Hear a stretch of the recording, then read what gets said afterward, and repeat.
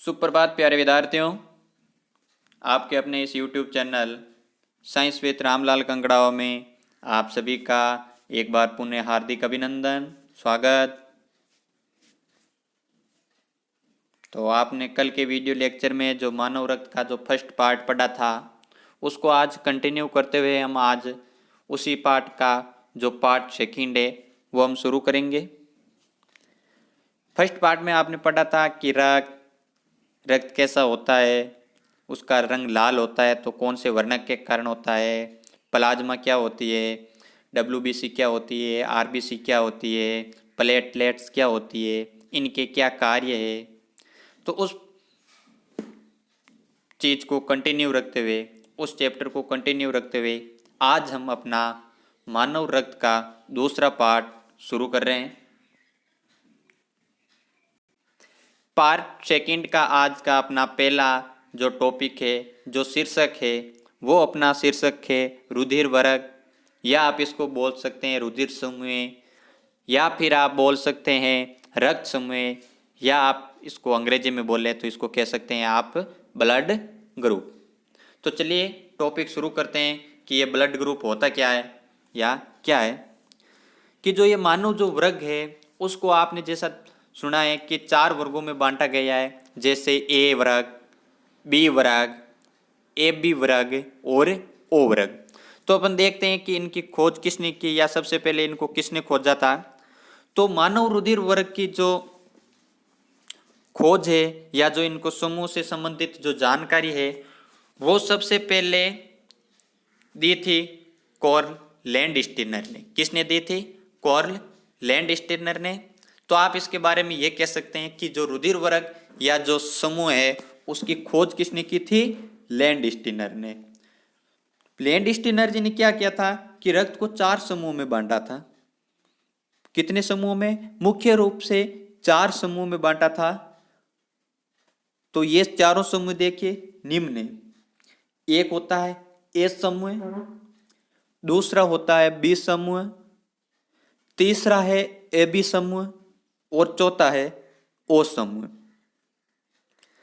अब होता क्या है कि कभी कभी आवश्यकता के अनुसार या किसी जरूरतमंद को या किसी दूसरे रोगी व्यक्ति को जिसके शरीर में रक्त की कमी है, या आप कह सकते हैं किसी दुर्घटनाग्रस्त व्यक्ति को रुधिर देने की आवश्यकता होती है, अर्थात आपको रक्तदान करने की आवश्यकता होती है।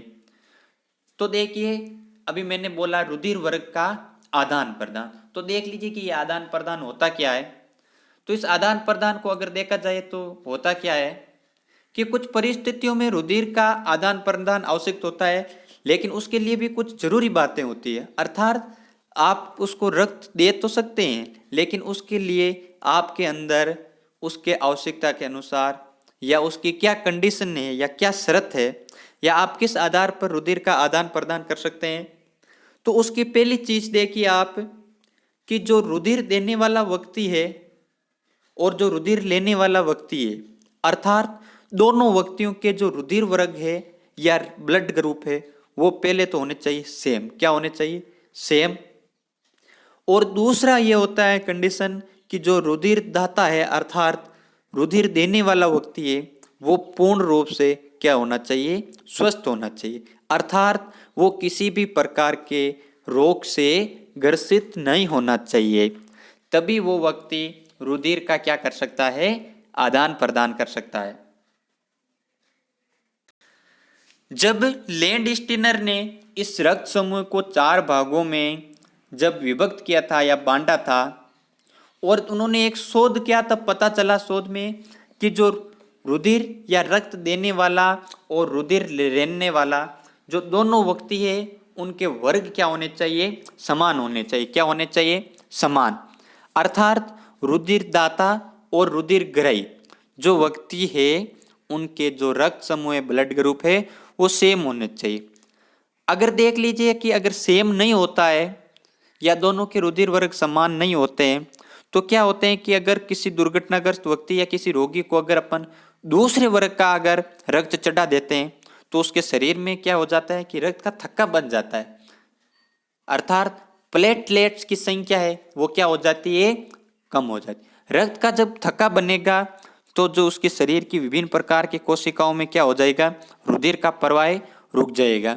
अब आपको पता है कि जब रुधिर वर्ग या रक्त का प्रवाह है अगर वो रुक जाता है तो व्यक्ति की मृत्यु भी हो सकती है। अर्थात अगर हम भूलवश किसी व्यक्ति को दूसरे वर्ग का ग्रुप का ब्लड या रक्त चढ़ा देते हैं तो क्या हो जाता है, रक्त का थक्का जम जाता है और क्या हो जाता है, उसकी मृत्यु भी हो सकती है। इसलिए सबसे जरूरी बात तो पहली ये होती है कि दोनों का जो वर्ग है या जो रक्त समूह है वो क्या होना चाहिए, समान होना चाहिए। दूसरी बात ये होती है कि जो रुधिर दाता है अर्थात जो ब्लड डोनेट करने वाला व्यक्ति है उसका पूर्ण रूप से स्वस्थ होना आवश्यक होता है। अर्थात वो किसी भी प्रकार का रोगी ना हो, किसी भी प्रकार के रोग से ग्रसित ना हो। तो ये तो होता है अपना रुधिर वर्ग या रुधिर समूह है और रुधिर का आदान प्रदान। तो रुधिर वर्ग और रुधिर का आदान प्रदान, तो देखिए सीधी सी बात है, अगर आपको पूछ लिया जाए कि रुधिर वर्ग या रुधिर समूह को या रक्त को विभिन्न वर्गों अथवा समूहों के संबंधित जानकारी सबसे पहले किसने दी थी, तो आपका आंसर होना चाहिए कॉर्न लैंडस्टीनर। अगर आपको पूछ लिया जाए कि कॉर्न लैंडस्टीनर ने रक्त को कितने समूह में विभक्त किया था, तो आपका जो उत्तर है या जो आपका प्रत्युत्तर है, आपका आंसर है, तो आपका आंसर ये होना चाहिए कि ए, दूसरा होता है बी, तीसरा ए बी और चौथा ओ। उसके बाद पढ़ा था रुधिर का आदान प्रदान। अगर आपको पूछ लिया जाए कि रुधिर का आदान प्रदान कौन कर सकता है, तो आपका उत्तर होना चाहिए, सबसे पहली कंडीशन तो आपकी ये होनी चाहिए कि जो रुधिर दाता है वो क्या होना चाहिए, पूर्ण रूप से स्वस्थ होना चाहिए। और दूसरी बात होती है कि जो रुधिर दाता है उसका और जो रुधिर ग्रहण करने वाला यानी कि जो ग्राही है, उन दोनों का जो रक्त समूह है वो क्या होना चाहिए, समान वर्ग का होना चाहिए, तभी उसको एक दूसरे का रक्त को चढ़ाया जा सकता है। अब अभी आपने दो नाम सुने थे, एक सुना था रुधिर दाता और एक सुना था रुधिर ग्राही। तो आप देख लीजिए कि दाता और जो ग्राही है वो क्या होते हैं। छोटी सी परिभाषा है, तो रुधिर दाता तो कौन सा व्यक्ति होता है, जो रुधिर देने वाला है, अर्थात जो किसी जरूरतमंद जिसको आवश्यकता है उसको जो रक्त देता है। अर्थात सीधे शब्दों में अगर आप बोले तो आप कह सकते हैं कि रक्त देने वाला व्यक्ति। तो जो रक्त देने वाला व्यक्ति है वो रुधिर दाता कहलाता है। अब आता है रुधिर ग्राही। रुधिर ग्राही का मतलब है ग्राही, सीधे से शब्दों में इसको कहा जाता है ग्रहण करने वाला।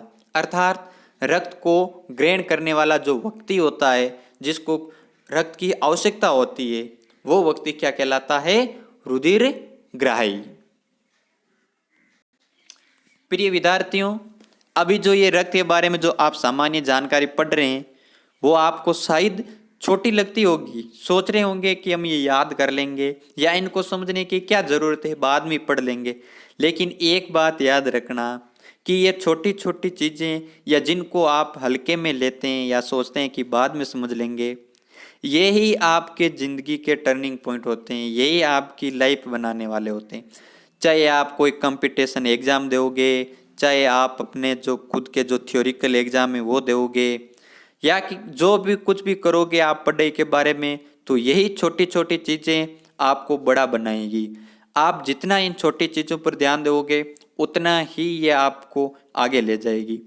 अगर आप इन्हीं छोटी छोटी चीज़ों को अगर इग्नोर करते जाओगे कि ये तो छोटी है, मैं बाद में कर लूँगा, ये बाद में कर लूँगा, बाद में विद्यार्थियों कुछ नहीं होने वाला। जो कुछ भी आप कर सकते हो वो अभी कर सकते हो। तो ये जितनी भी छोटी छोटी चीज़ें बता रहा हूँ ध्यान से समझना। ऐसे मत सोचना कि वीडियो में तो ये छोटी छोटी बातें बताई गई, ये क्या काम आने वाली। यही आपके काम आएगी, यही आपको टर्निंग पॉइंट पर ले जाएगी, यही चीज़ें आपकी ज़िंदगी बदल सकती है। तो प्लीज़ आप इनको ध्यान से समझिए। अगर आपको कुछ भी डाउट है, आपको कोई जिज्ञासा है, आपको कुछ समझ में नहीं आया है, तो आप कमेंट बॉक्स में ज़रूर बताएं, या आप व्यक्तिगत तौर पर भी मैसेज कर सकते हैं। जो मुझे जानते नहीं हैं विद्यार्थी, वो कमेंट बॉक्स में अवश्य कमेंट करें। जो मुझे जानते हैं या मुझसे व्यक्तिगत रूप से जुड़े हुए हैं वो मुझे मैसेज भी कर सकते हैं। लेकिन ये मत सोचना कि मेरे को समझ में आ गया या नहीं आया तो मैं बाद में समझ लूँगा। तो प्लीज़ आप पूरे ध्यान से इस वीडियो को देखें। जो भी डाउट है, आपकी जो भी समस्या है, आपकी जो भी जिज्ञासा है, आप बेझिझक होकर कमेंट बॉक्स में ज़रूर बताएं। अभी आपने जब रुधिर वर्ग पढ़ा था तो उसमें आपने पढ़ा था कि हम किसी व्यक्ति को या किसी ग्राहक को दूसरे वर्ग का रक्त नहीं चढ़ा सकते हैं। तो दूसरे वर्ग का रक्त क्यों नहीं चढ़ा सकते हैं, क्या कारण है इसका, या अगर आप उसको दूसरे वर्ग का रक्त चढ़ा देते हैं तो उस पर क्या प्रभाव पड़ता है, तो ये ध्यान से देखिए कि यदि हम किसी व्यक्ति को भिन्न रुधिर वर्ग या डिफरेंट या आप कह सकते हैं कि अलग वर्ग का रुधिर चढ़ाते हैं तो उसकी मृत्यु भी हो सकती है। सीधी सी बात है, आपको पता है कि उसकी मृत्यु भी हो सकती है। लेकिन इसका कारण क्या है, तो प्रिय विद्यार्थियों इसका कारण ये होता है कि जब आप उस व्यक्ति को या उस ग्राहक को दूसरे रुधिर वर्ग का अगर आप उसको रुधिर चढ़ा देते हैं तो उसके शरीर में क्या हो जाता है कि रक्त का थक्का बनना शुरू हो जाता है। अर्थात वो रक्त है या उसके शरीर में जो खून है वो जमना शुरू हो जाता है। अगर शरीर में रक्त का थक्का बन जाएगा या शरीर में रक्त जम जाएगा तो क्या होगा, ये कि उसकी कोशिकाओं में या उसके शरीर में रुधिर का परिवहन नहीं होगा, अर्थात रक्त परिवहन नहीं होगा, रक्त परिसंचरण नहीं होगा। अर्थात उसके शरीर की जो सारी कोशिकाएं हैं वो अपने कार्य करना बंद कर देगी। और अगर कोशिकाएं काम करना बंद कर देती है, अगर शरीर का जो सिस्टम है वो अपना कार्य करना बंद कर देता है, जिसके कारण व्यक्ति की क्या हो सकती है, मृत्यु भी हो सकती है। इसलिए किसी दूसरे व्यक्ति को उसके वर्ग या समूह के अलावा दूसरे वर्ग का रक्त नहीं चढ़ाया जा सकता है। ये बात आप ध्यान रखना। आपने यहाँ तक तो पढ़ लिया कि रुधिर वर्ग का जो शोध है या जो सबसे पहले जानकारी दी थी वो लैंड स्टीनर जी ने दी थी। 4 समूह में बांटा था। किसी व्यक्ति को या दूसरे व्यक्ति को हम उसके वर्ग के अतिरिक्त दूसरे वर्ग का जो रक्त है वो नहीं चढ़ा सकते हैं, नहीं दे सकते हैं। अब अपन बात करते हैं कि रक्त का आदान प्रदान का भी आपने पढ़ा कि नहीं दे सकते हैं, नहीं ले सकते हैं। तो आपको बता दूं, ये एक जो सारणी है रुधिर आदान प्रदान सारणी, तो इसमें एक दाता वर्ग होता है और एक ग्राही वर्ग। दाता वर्ग का मतलब जो रक्त देने वाला है और जो ग्राही है वो रक्त लेने वाला है। तो देखिए कि कौन सा वर्ग है वो किस किस को रक्त दे सकता है, अर्थात कौन सा वर्ग किस से रक्त ग्रहण कर सकता है या किस से अपने आवश्यकता के अनुसार उससे रक्त ले सकता है, या कह सकते हैं कि उसको कौन से वर्ग या ब्लड ग्रुप की आवश्यकता होती है। तो चलिए सारणी को ध्यान से समझिए। इस सारणी में इम्पोर्टेंट पर्सन है वो आपका थ्योरिकल एग्जाम में तो सारणी को पूछा जाता है कि कौन सा रक्त वर्ग किसको रक्त दे सकता है। और अगर आपको कंपटीशन एग्जाम में या आपके विद्यालय में जो ऑब्जेक्टिव टाइप जो एग्जाम होते हैं या जो टेस्ट होते हैं उसके अंदर ऑब्जेक्टिव टाइप पर्सन पूछे जाते हैं कि कौन से वर्ग को रुधिर दे सकता है, कौन से को ले सकता है, सर्वदाता कौन है, सर्वग्राही कौन है। तो एक बार आप इस सारणी को अवश्य समझ लीजिए। तो चलिए ये सारणी देखते हैं अपन। पहला दाता वर्ग है वो है ए वर्ग, यानी कि रक्त समूह ए वाला व्यक्ति किस व्यक्ति को रक्त दे सकता है। तो ध्यान से देखिए विद्यार्थियों, जो ये ए वर्ग का जो दाता है वो ए वर्ग के रोगी को भी दे सकता है। दूसरा बी वर्ग आता है, तो बी समूह वाले को ए व्यक्ति का रक्त नहीं चढ़ाया जा सकता है। दूसरे नंबर पर फिर आता है अपना ए बी समूह। तो ए बी समूह में बिल्कुल ए वर्ग का रक्त चढ़ाया जा सकता है, अर्थात जो ए दाता है वो ए बी ग्राही को अपना रक्त दे सकता है। या आप यूँ कह सकते हैं कि जो ए बी ग्रुप है वो ए ग्रुप का रक्त ले सकता है। फिर अपना आता है ओ समूह। तो ध्यान रहे ओ समूह है वो ए वर्ग से रक्त नहीं ले सकता, अर्थात ए ओ वर्ग के व्यक्ति को ए वर्ग के व्यक्ति का रक्त नहीं चढ़ाया जा सकता है। फिर अपन बात करते हैं बी वर्ग की। अगर जो दाता है वो बी वर्ग है तो क्या होता है कि वो ए वर्ग वाले व्यक्ति को अपना रक्त नहीं दे सकता है। फिर आता है बी वर्ग, बिल्कुल बी वर्ग है वो बी वर्ग वाले को अपना रक्त दे सकता है। फिर आता है ए बी वर्ग, ए बी वर्ग का जो व्यक्ति है वो बी वर्ग के व्यक्ति से रक्त ले सकता है।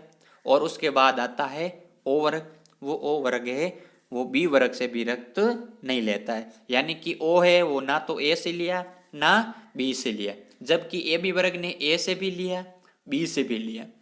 अब आता है अपना ए बी वर्ग। तो ए बी वर्ग को अगर देखा जाए तो जो ए बी समूह वाला जो व्यक्ति है वो ना तो ए वर्ग वाले को रक्त देता है ना बी वर्ग वाले को रक्त दे सकता है और ना ही ओ वर्ग वाले व्यक्ति को। अर्थात आप कह सकते हैं कि जो ए बी वर्ग है वो सिर्फ और सिर्फ ए बी रक्त समूह वाले व्यक्ति को ही अपना रक्त दे सकता है या डोनेट कर सकता है। अर्थात जो ए बी है वो रक्त समूह किसी भी वर्ग को रक्त समूह नहीं देता है सिवाय अपने वर्ग के। अब आता है ओ वर्ग, यानी कि दाता है अपना ओ और ग्रहण करने वाले बाकी।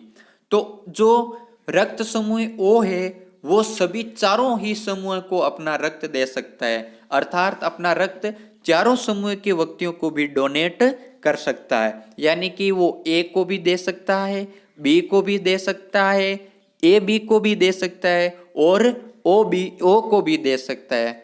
या आप यूं कह सकते हैं कि जो ओ समूह है वो अपना रक्त सभी को देता है। ठीक है, तो अब यहां पर देखिए, यहां पर सारणी में एक तो राइट मार्क का चिन्ह है और एक रॉन्ग मार्क का चिन्ह है। तो राइट मार्क के चिन्ह का मतलब है रक्त दे सकते हैं और क्रॉस मार्क का मतलब है रक्त नहीं दे सकते। तो सबसे इंपॉर्टेंट इस सारणी में जो आपको चीज दिख रही है उस चीज पर आप आ जाइए। एक तो देखिए ओ वाला में यानी दाता में ओ देखिए, उसकी लाइन में देखिए सब राइट मार्क हो चुके हैं, यानी कि सबको दे रहा है, ए को भी दे रहा है बी को भी दे रहा है ए बी को भी दे रहा है और ओ को भी दे रहा है। ठीक है, अब आता है आप ग्रही समूह में जाइए और ग्रही समूह में जाने के बाद आप ए बी समूह में जाइए। जैसे ही आप ए बी समूह के देख रहे हो गौर से, तो ए बी समूह है वो सबसे ले रहा है, ए से भी ले रहा है बी से भी ले रहा है ए बी से भी ले रहा है और ओ से भी ले रहा है। तो सारणी में आपको क्या समझ में आया कि ए बी सबसे ले रहा है लेकिन दे किसी को नहीं रहा है, और जो ओ समूह है वो दे तो सबको रहा है लेकिन रक्त ले किसी से नहीं रहा है। इस सारणी से जो समझने वाली बात थी या जो समझने वाला तथ्य है वो आप यहाँ से इस पेज पर ध्यान से देखिए कि राइट मार्क का तो जो आशय था वो तो था रक्त दिया जा सकता है, और जो रॉन्ग मार्क का जो चिन्ह है उसका मतलब था रक्त नहीं दिया जा सकता है। अब देखिए, आपने देखा कि ए बी और ओ इसको गौर से पढ़ा था। तो जो रक्त समूह ओ होता है वो होता है सर्वदाता। सर्वदाता का मतलब ये सभी को देता है, लेता हूं किसी से भी रक्त नहीं है ये अपने अलावा, बाकी सबको देता ही देता है, लेता नहीं है। दूसरा था अपना ए बी समूह। तो ए बी समूह क्या हुआ था, स्वयं के अलावा किसी को नहीं देता है, वो सिर्फ लेने का ही कार्य करता है। क्या करता है, सिर्फ और सिर्फ लेने का ही कार्य करता है, यानी कि ये लेने वाला है, देने वालों में से नहीं है ये। इसलिए इस ए बी को कहा जाता है सर्वग्राही, यानी कि आप अपनी भाषा में सीधा याद रख लीजिए कि ये तो सबको देने वाला ही है, लेता किसी से नहीं है अपने अलावा, यानी कि आत्मनिर्भर है। और जो ए बी है वो सबसे लेता है, यानी कि दूसरों पर निर्भर है, वो देता किसी को नहीं है खुद के अलावा, यानी कि आप इसको कह सकते हैं ये सेल्फिश है, दानदाता नहीं है। ठीक है, तो ये हुआ था अपना रक्त का आदान प्रदान। रक्त का आदान प्रदान कैसे किया जा सकता है, या कौन सा वर्ग का समूह है वो कौन से वर्ग को रक्त दे सकता है या कौन से वर्ग से रक्त ले सकता है। तो ये सारणी आप ध्यान से याद रख लेना। और इसमें से प्रश्न तो 4 प्रकार के बन सकते हैं, लेकिन विशेष प्रकार के 2 ही प्रश्न बनेंगे कि सर्वदाता समूह कौन सा है, सर्वग्राही समूह कौन सा है, या इनको सर्वग्राही या सर्वदाता क्यों कहा जाता है। ठीक है, तो चलिए आगे विद्यार्थियों, मित्रों, मैं एक बार आपसे पुनः रिक्वेस्ट कर रहा हूँ कि आप चैनल को ज़्यादा से ज़्यादा सब्सक्राइब करें, शेयर करें और आपकी जो भी जिज्ञासा है, आपकी जो भी डाउट है या जो भी आप पूछना चाहते हैं तो प्लीज़ आप बेझिझक होकर कमेंट बॉक्स में या मैसेज बॉक्स में अपना कमेंट या मैसेज कर सकते हैं। आप जितने ज़्यादा मैसेज या कमेंट करेंगे, जितने ज़्यादा आप जिज्ञासाएं रखेंगे, उतनी ज़्यादा मुझे खुशी होगी।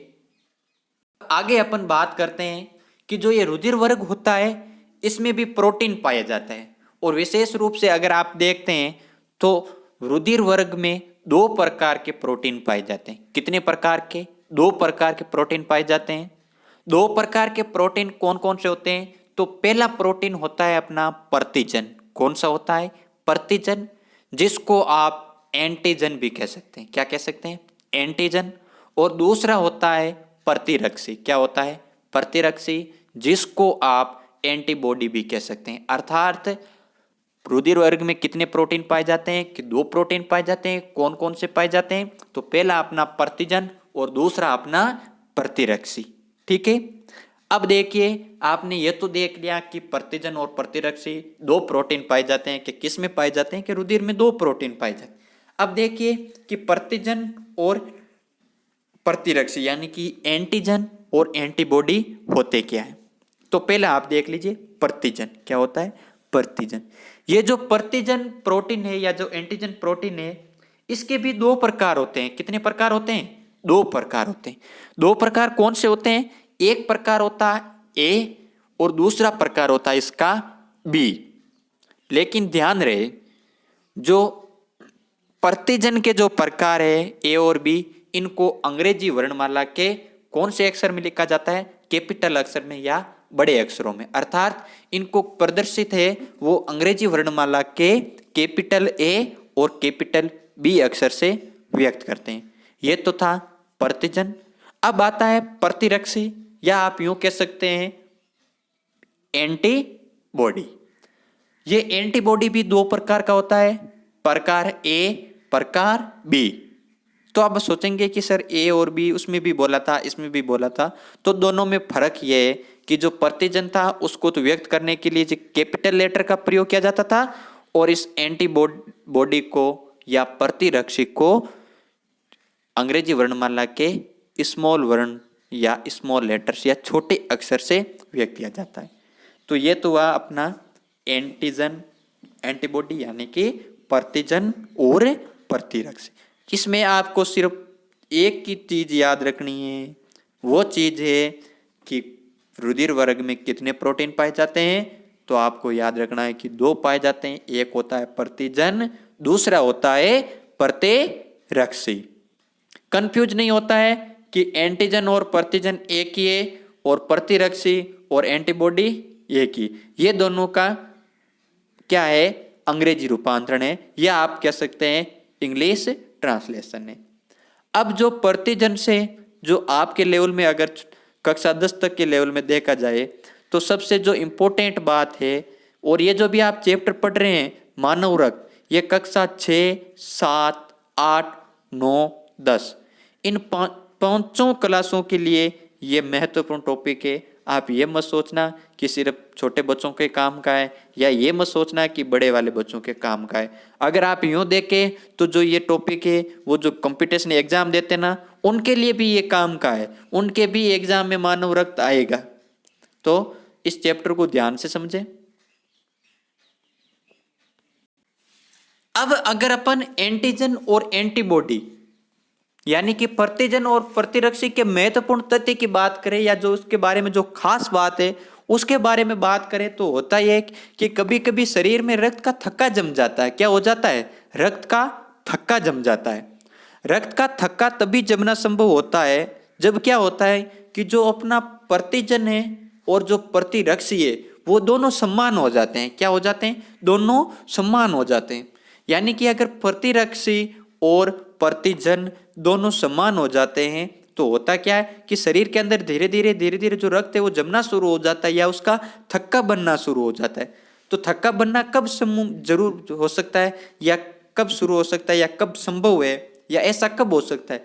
तो होता क्या था कि सीधे से शब्दों में आप समझ लीजिए कि जब प्रतिजन ए और प्रतिरक्षी ए, या आप यूं कह सकते हैं कि प्रतिजन बी और प्रतिरक्षी बी एक साथ होते हैं। क्या होते हैं? एक साथ होते हैं। जब दोनों प्रतिरक्षी और प्रतिजन समान रूप से साथ हो तो उसका क्या हो जाता है? रक्त का थक्का बनना शुरू हो जाता है। अगर रक्त का थक्का बनना शुरू हो जाता है जिसके कारण कोशिकाओं में रक्त बहाव क्या हो जाता है? रुक जाता है। क्या हो जाता है? रुक जाता है। तो अगर आपको पूछ लिया जाए कि शरीर में रक्त कब जमना या थक्का जमना संभव है, तो आपका उत्तर होना चाहिए कि जब प्रतिजन और प्रतिरक्षी दोनों एक समान हो तब क्या होता है? रुधिर का थक्का जमना संभव होता है। तो अब आपको दूसरी महत्वपूर्ण बात है वो ये कि जिस प्रकार आपकी रुधिर आदान प्रदान सारणी थी उसी प्रकार ये मानव रक्त का वर्ग का जो एंटीजन प्रतिजन है वो जरूरी है। यानी कि आप क्या कह सकते हैं कि कौन से रक्त समूह में कौन सा एंटीजन होता है और कौन सा एंटीबॉडी होता है। तो इसको ध्यान से समझने के लिए आप अगले पेज पर ये देखिए सारणी है, इसको ध्यान से समझना, इसी से प्रश्न बनेगा। इस सारणी में देखिए आपके 3 कॉलम है। एक कॉलम है रुधिर वर्ग का यानी कि ब्लड ग्रुप का, दूसरा कॉलम है आपका एंटीजन और तीसरा कॉलम है आपका एंटीबॉडी यानी कि रुधिर वर्ग, प्रतिजन और प्रतिरक्षी। अब आपके जिस तरफ लिखा हुआ है रुधिर वर्ग उसमें देखिए आपके लिखा है ए बी और ओ। अब आप सबसे पहले अपन बात करते हैं रुधिर वर्ग ए की कि ए में कौन सा प्रतिजन पाया जाता है और कौन सा प्रतिरक्षी। तो देखिए ए वर्ग में प्रतिजन तो होता है ए और प्रतिरक्षी कौन सा होता है? बी। तो दोनों अलग अलग है या नहीं है? है, तभी रक्त का थक्का नहीं जमता है। दूसरा रुधिर वर्ग है बी। तो बी में जो प्रतिजन है वो कौन सा होता है? अपना बी। और जो प्रतिरक्षी होता है वो कौन सा होता है? ए। इसमें भी अलग है। उसके बाद देखिए रुधिर वर्ग आता है अपना ए बी। कौन सा आता है? A B. और ए बी में कौन सा प्रतिजन पाया जाता है? ए वे बी प्रतिजन। कौन सा? ए वे बी। यानी कि दोनों प्रतिजन पाए जाते हैं और प्रतिरक्षी कोई सा भी इसमें प्रतिरक्षी उपस्थित नहीं होता है। प्रतिरक्षी क्यों नहीं उपस्थित होता है? क्योंकि जब कोई दोनों में से एक प्रतिरक्षी उपस्थित होगा तो प्रतिजन और प्रतिरक्षी दोनों क्या हो जाएंगे? समान हो जाएंगे। फिर अगला आता है अपना ओ रुधिर वर्ग। कौन सा समूह? O blood group. तो ओ ब्लड ग्रुप में क्या होता है कि प्रतिजन कोई सा ही नहीं होता है और प्रतिरक्षी है वे ए वे बी होता है। अब देखिए ए बी समूह में तो क्या था कि प्रतिरक्षी नहीं था और ओ समूह में क्या नहीं है? प्रतिजन। क्यों नहीं है? कि अगर इसमें प्रतिरक्षी ए वे बी उपस्थित है, अगर दोनों में से कोई सा भी प्रतिजन उपस्थित होगा तो प्रतिरक्षी और प्रतिजन क्या हो सकते हैं? समान हो सकते हैं। अगर समान होते हैं तो आपको बताया था कि रुधिर का धीरे धीरे क्या बनना शुरू हो जाता है? थक्का बनना शुरू हो जाता है। यह होती है अपनी रुधिर वर्ग में उपस्थित एंटीजन और एंटीबॉडी की सारणी। तो प्रिय विद्यार्थियों, ये तो आपकी रक्त के बारे में जो सामान्य जानकारी थी वो हुई, जैसे रक्त का लाल रंग होना, प्लाज्मा, आरबीसी, डब्ल्यूबीसी, प्लेटलेट्स, रुधिर वर्ग क्या होते हैं, रुधिर समूह को कितने भागों में बांटा गया, सबसे पहले किसने बांटा, कौन से वर्ग को कौन सा रक्त चढ़ाया जा सकता है, कौन से वर्ग में कौन सा एंटीजन या एंटीबॉडी पाया जाता है। और अब अपन सबसे महत्वपूर्ण तथ्य है वो अपने हैं रक्त का कार्य। कि आपने रक्त के बारे में पढ़ तो लिया लेकिन जो रक्त के कार्य है वो कौन कौन से हैं, तो इस टॉपिक में देखिए आप रक्त के कार्य। तो जो रक्त का सबसे महत्वपूर्ण कार्य है, जो सबसे पहला कार्य है वो कार्य है कि शरीर में जो ऑक्सीजन और कार्बन डाइऑक्साइड गैस है उसका क्या करना है? परिवहन करना है। यानी कि कह सकते हैं कि आप शरीर के अंदर अपन श्वसन के रूप में या श्वसन क्रिया के रूप में कौन सी गैस को काम लेते हैं? ऑक्सीजन गैस को। तो इसका परिवहन करना। और उच्छ्वसन यानी कि हम छोड़ते कौन सी गैस है श्वसन के रूप में? तो वो होती है अपनी कार्बन डाइऑक्साइड गैस। तो ऑक्सीजन और कार्बन डाइऑक्साइड का क्या करना होता है, परिवहन करना होता है। दूसरा कार्य इसका है पोषक एवं उत्सर्जित पदार्थों का परिवहन, अर्थात जो हमारे ग्रहण करते हैं, जो हम भोज्य पदार्थ, जो भी सामग्री, या आप इसको सबको मिलाकर यूं कह सकते हैं कि जो पोषक पदार्थ होते हैं, जो शरीर के लिए लाभदायक होते हैं, उनको भी परिवहन करती है। और इसके साथ साथ होता है क्या, उत्सर्जित पदार्थ, यानी कि शरीर से बाहर निकाले जाने वाले पदार्थ या जिनको का उत्सर्जन किया जाना है, यानी उनका क्या करना होता है, परिवहन। यूं कह सकते हैं कि पोषक अर्थ व उत्सर्जित पदार्थों का जो परिवहन है, ये कार्य कौन करता है, रक्त करता है। तीसरा कार्य है कि जीवाणुओं विषाणुओं को नष्ट कर शरीर की रक्षा करना, अर्थात रोग प्रतिरोधक क्षमता को बनाए रखना, यानी कि शरीर के लिए जो जीवाणु या जो विषाणु शरीर के लिए हानिकारक होते हैं, क्या होते हैं, हानिकारक होते हैं, उनको क्या करता है, ये रक्त नष्ट कर देता है और हमारे शरीर की क्या करता है, रक्षा करता है। उसके बाद आता है चोट लगने पर रुधिर को थक्का बनाकर बहने से रोकना, यानी कि होता क्या है कि कभी कभार किसी कारणवश अगर शरीर पर चोट लग जाती है तो रक्तस्राव शुरू हो जाता है, यानी कि रक्त बहना शुरू हो जाता है। तो अपन देखते हैं कि थोड़े समय बाद या कुछ समय बाद रक्त है वो अपने आप बंद हो जाता है और वो बाहर जमने लगता है। वो किसके कारण होता है, रक्त के कारण होता है। रक्त के कारण क्यों होता है कि रक्त में जो प्लेटलेट्स उपस्थित होती है वो रक्त को या रुधिर को क्या बनाने में सहायक होती है, थक्का बनाने में सहायक होती है। उसके बाद आता है हार्मोन और एंटीबॉडीज का परिवहन करना, यानी कि जो शरीर में विभिन्न प्रकार के जो हार्मोन से, विभिन्न प्रकार की ग्रंथियों से जो स्त्रावित होने वाले हार्मोन है और जो एंटीबॉडीज है शरीर के अंदर, उनका आदान प्रदान करना या उनका क्या करना, परिवहन करना। और सबसे महत्वपूर्ण इसका कार्य होता है शरीर का तापमान निश्चित रखना, अर्थात जो शरीर का टेम्परेचर है, जो तापमान है, उसको निश्चित बनाए रखने के लिए कौन कार्य करता है, रक्त कार्य करता है। ठीक है, तो ये हुआ अपना रक्त के कार्य। जब हम आगे चलते हैं तो दो शब्द आते हैं, एक आता है रक्तदान और एक आता है रक्त बैंक, या आप कह सकते हैं ब्लड बैंक। तो ये दोनों क्या होते हैं, थोड़ा इस बारे में ध्यान कर लीजिए कि रक्तदान क्या होता है कि किसी जरूरतमंद को उसके रुधिर के अनुरूप रुधिर देना, यानी कि किसी जरूरतमंद व्यक्ति को जब आप ब्लड डोनेट करते हैं या उसको आप अपना रक्त उसको देते हैं तो ये कहलाता है रक्तदान। और रक्त बैंक या आप उसको कह सकते हैं ब्लड बैंक, जो कि सामान्य तौर पर आप देखते हैं कि विभिन्न प्रकार की जो समाज सेवी संस्थाएं हैं वो भी ब्लड डोनेशन का कैंप रखती है।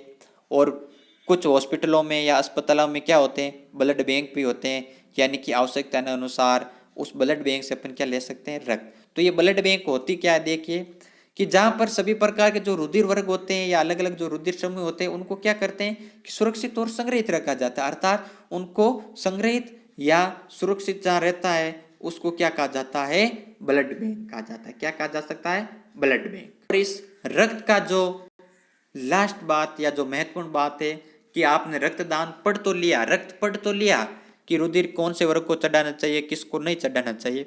तो अब जो टॉपिक है वो टॉपिक अपना क्या है, रक्तदान कौन कर सकता है, यानी कि रक्तदान कौन कौन कर सकता है। तो इसका पहला है कि रक्तदान करने वाले व्यक्ति की जो आयु है वो क्या होनी चाहिए, 18 से 60 वर्ष तक की आयु होनी चाहिए, यानी कि 18 से कम उम्र का व्यक्ति नहीं होना चाहिए और 60 वर्ष से अधिक उम्र का व्यक्ति नहीं होना चाहिए।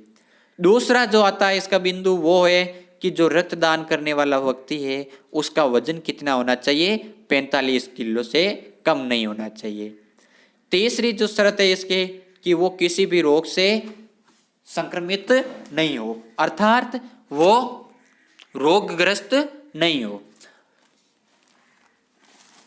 रोगग्रस्त होने का अभिप्राय है कि जो व्यक्ति रक्तदाता है वो जैसे रोग है, एड्स है, हिपेटाइटिस बी और सी है, सिफिलिस है, मलेरिया है, या जो अन्य गंभीर बीमारियां होती है उनसे किसी भी प्रकार के रोग से वो क्या नहीं होना चाहिए, ग्रसित नहीं होना चाहिए।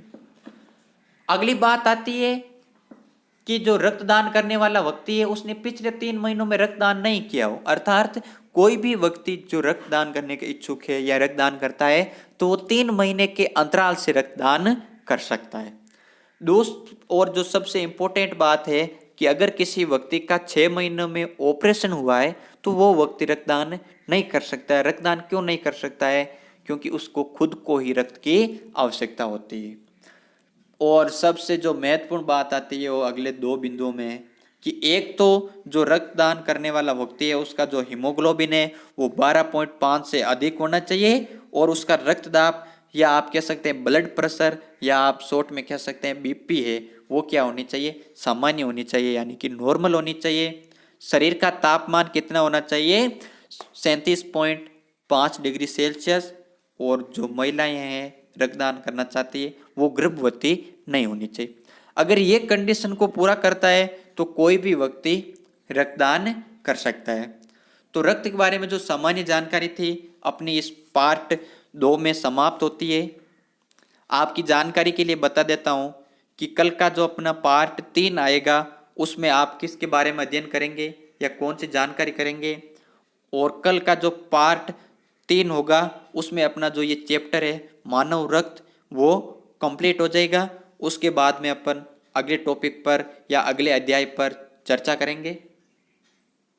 अब जो अपन अपना जो पार्ट 3 है मानव रक्त का, तो उसकी कक्षा है वो कल होगी, और उस कक्षा में आप ध्यान से देख लें अभी कि कल आपको क्या पढ़ाया जाएगा या आप क्या पढ़ेंगे। तो पहला टॉपिक होगा अपना रक्तवाहिनियाँ। रक्तवाहिनियाँ 2 होती है, एक होती है धमनियाँ और एक होती है शिराएं, यानी कि शरीर से हृदय में रक्त को लाने में और रक्त को वापस हृदय से शरीर में कोशिकाओं में ले जाने का कार्य कौन करते हैं। उसके बाद सबसे इम्पोर्टेंट पॉइंट मानव हृदय और रक्त परिसंचरण, यानी कि मानव के शरीर में रक्त का संचरण या मानव का जो हृदय वो किस प्रकार कार्य करता है। उसके अगला टॉपिक पढ़ोगे आप रुधिर संक्रमण से होने वाले रोग, यानी कि रुधिर संक्रमित होने पर कौन से रोग हो सकते हैं। और उसके बाद में इस पाठ से संबंधित जो भी मुख्य तथ्य होंगे वो आप पढ़ेंगे। तो आशा करता हूँ कि ये वीडियो आज के जो शीर्षक थे आपको अच्छी तरह से समझ में आए। इसके बावजूद भी अगर आपकी कोई जिज्ञासा है, आपका कोई डाउट है या आप कुछ पूछना चाहते हैं तो कमेंट बॉक्स में अवश्य बताएं। चैनल को सब्सक्राइब करें, लाइक करें, ज़्यादा से ज़्यादा शेयर करें, और हाँ, सब्सक्राइब के पास वाला बेल आइकन प्रेस करना ना भूलें। बेल आइकन को आप प्रेस करते ही जैसे ही हमारे यूट्यूब चैनल पर आपके विज्ञान विषय का जो वीडियो अपलोड किया जाएगा तो तुरंत आपके पास नोटिफिकेशन आएगा।